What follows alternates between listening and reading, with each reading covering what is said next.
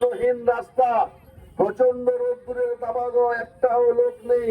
নিজেরা ফাঁকা মাঠে বোম ফাটিয়ে বলছে আমাদের মিছিলের উপরে বোম্বিং করা হয়েছে।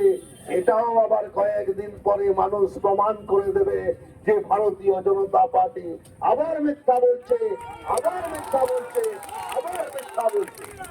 বিধায়ক যেখানে সেখানে গিয়ে সিকিউরিটি নিয়ে মানুষকে চমকাচ্ছেন, ধমকাচ্ছেন। বিধায়কের উদ্দেশ্যে বলে রাখি, আপনি যদি মানুষের ভোটে নির্বাচিত হয়েছিলেন তাহলে এত কেন্দ্রীয় ফোর্স সিকিউরিটির প্রয়োজন কি? আমি তো পটাশপুরের মানুষ আমাকে বিধায়ক হিসাবে নির্বাচিত করেছিলেন, খেজুরির মানুষ আমাকে জেলা পরিষদে নির্বাচিত করেছিলেন, মমতা বন্দ্যোপাধ্যায় আমাকে সভাধিপতি করেছেন। আমি তো কোলাঘাট থেকে দীঘা পর্যন্ত একা ঘুরি, আমার সাথে কোনো সিকিউরিটি নেই।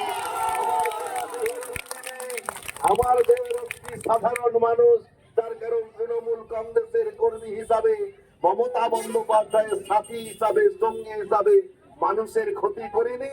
365 দিন আর 365 দিন মানুষের পাশে থাকার চেষ্টা করেছি। জনগণই আমাদের সিকিউরিটি, জনগণই আমাদের সুরক্ষা। আর আপনি ভগবানপুরে বাড়ি, ভগবানপুরের বিধায়ক হয়ে সিকিউরিটি নিয়ে ঘোরাফেরা করছেন আর সাধারণ মানুষকে চমকাচ্ছেন। সিকিউরিটির রিভলভার থেকে ওই বাউসির কাছে সিকিউরিটির রিভলভার থেকে তৃণমূল কংগ্রেসের ঝন্টু তৃণমূল